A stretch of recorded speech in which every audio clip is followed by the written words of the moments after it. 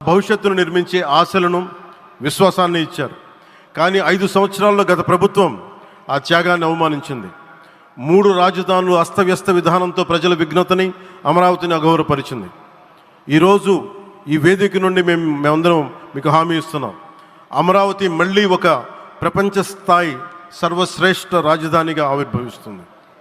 అమరావతి ఒక architectural zone, ఒక concrete జంగిల్గా మిగిలిపోకుండా జవాబుదారీతనం, న్యాయం, ప్రజాస్వామ్యానికి ప్రతీకగా నిలవాలని ఆకాంక్షిస్తున్నాను. కేంద్రంలో రాష్ట్రంలో స్థిరమైన ఎన్డీఏ ప్రభుత్వం ఏర్పడిన కారణంగా అభివృద్ధి కార్యక్రమాలు వేగంగా సాగుతున్నాయి. మేనిఫెస్టోలో ఇచ్చిన హామీలన్నీ దశల వారీగా బాధ్యతాయుతంగా అమలు చేస్తున్నాం. కేవలం మ్యాచింగ్ గ్రాంట్స్ ఇవ్వని కారణంగా గత ప్రభుత్వం రాష్ట్రం కేంద్రం నుంచి పొందాల్సిన 1000 కోట్లు నష్టపోయింది. కానీ ఈ ప్రభుత్వం కోఆపరేటివ్ ఫెడరలిజం స్ఫూర్తితోటి పరస్పర సహకారంతో పనిచేస్తున్నాం.